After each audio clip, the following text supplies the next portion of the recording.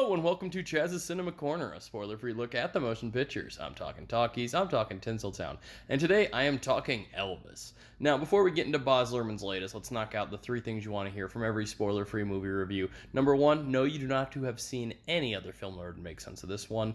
Two, no, the dog doesn't die, but there is some death.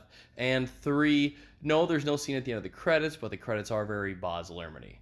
Now, the biggest takeaway from Elvis is it is long. Long.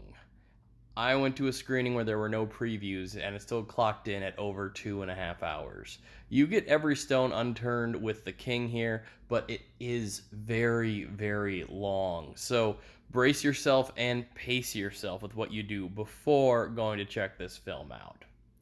As for the movie itself, it is long. Okay, we've established that. But it is probably the least Luhrman-y of all the Baz Luhrmann films. There definitely are his touches there, especially in the opening sequence where Tom Hanks, as Colonel Parker, gets brought to... Well, I'm not going to spoil that.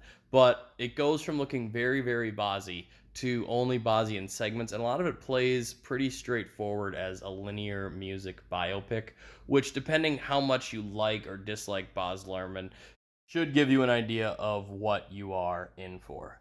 Now, the selections of Elvis's songs throughout his career and the weaving in of different moments in pop culture and his legacy are all very well chosen. It doesn't go into the more controversial aspects of his life.